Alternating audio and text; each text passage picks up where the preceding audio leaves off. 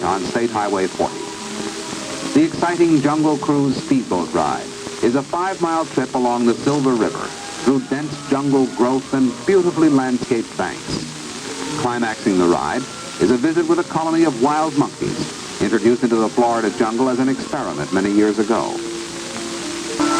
Ross Allen, the famous star of countless wildlife adventure movies, is going to show us on Guided Tour today how he keeps the Ross Allen Reptile Institute down at Florida's Silver Springs with wild animals and reptiles. At the same time, old son Tom Allen, a lesson in how he captured with his bare hands.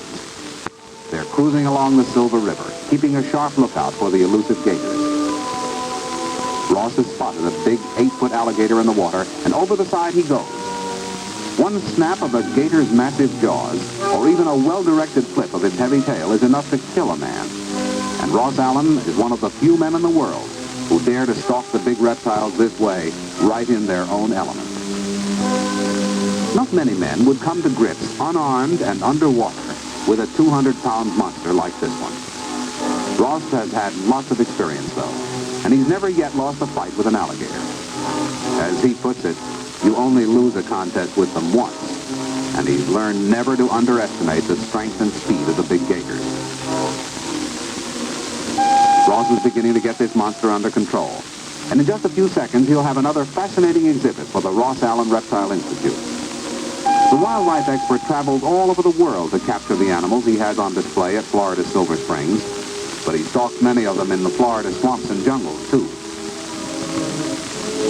Thousands of visitors every day will see the alligator in its new home, in the Ross Allen Reptile Institute at Florida's Silver Springs, along with the hundreds of other large and small gators on display here.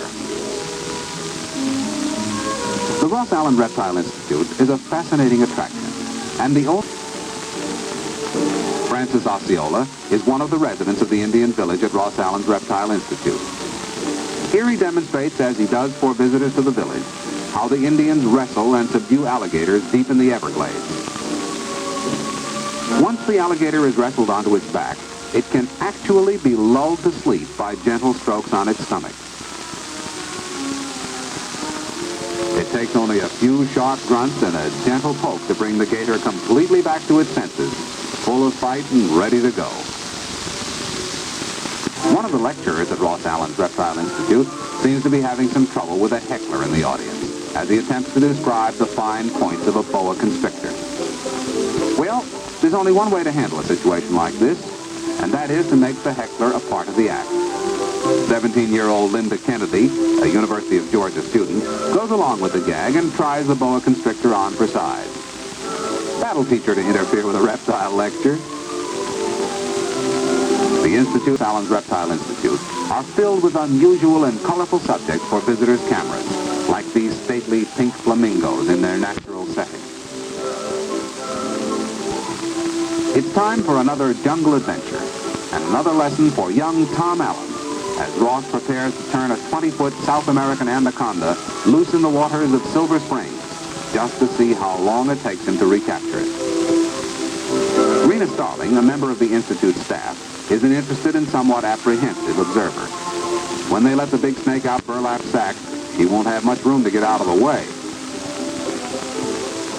Helping to untie the sack, Tom Allen snags his hand on one of the snake's teeth, right through the burlap.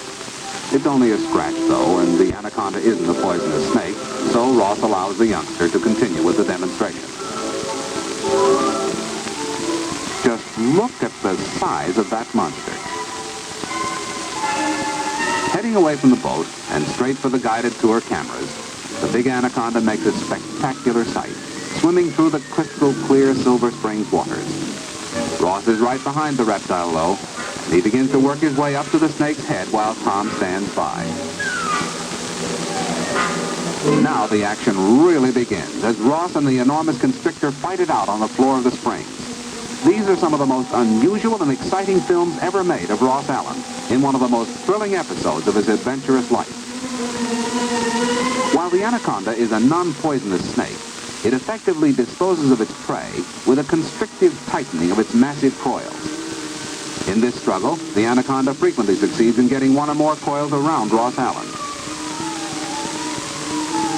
The average 15-year-old high school student would much rather tackle his algebra and Latin text than a 120-pound anaconda, but not Tom Allen.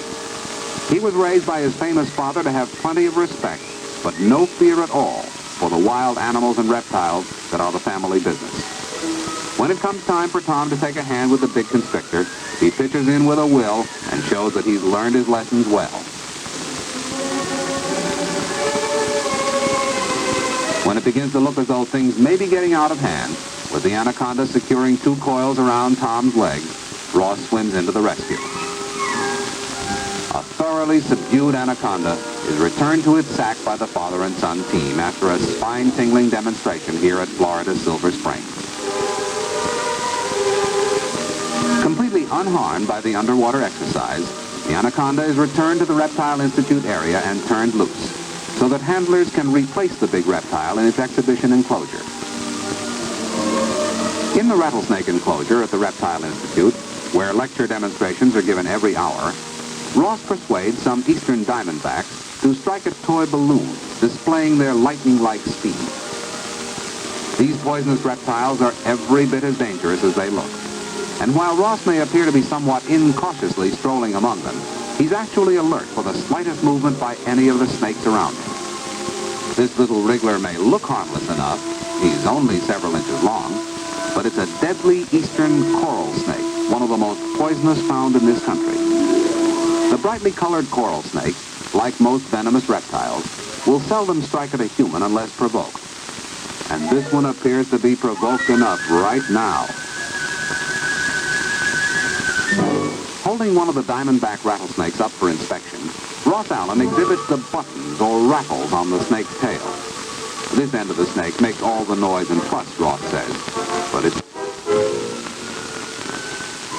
The Goki boots worn by Ross Allen and other lecturers at his Reptile Institute are tough enough to deflect the fangs of a striking rattlesnake, and they extend above the usual height to which a rattler will reach. Here in slow motion, Ross tempts some of the reptiles into striking at his boot. Even the slow-motion camera, though, can't take all the speed out of a fast-moving rattlesnake's action.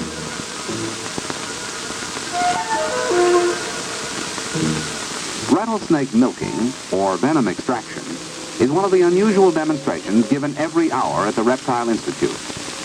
The lecturer secures a firm hold on the snake before placing its fangs on the receptacle used to catch the venom. All the venom collected at Ross Allen's Reptile Institute is sold to laboratories, where it is used for research and for the manufacture of anti-venoms used in the treatment of snake bite. A visit to Ross Allen Reptile Institute at Florida's Silver Springs is an exciting adventure that can be enjoyed from the safe side of protective enclosures, while Ross Allen and his staff provide added thrills as they move expertly about among the deadly exhibits. Guided tour.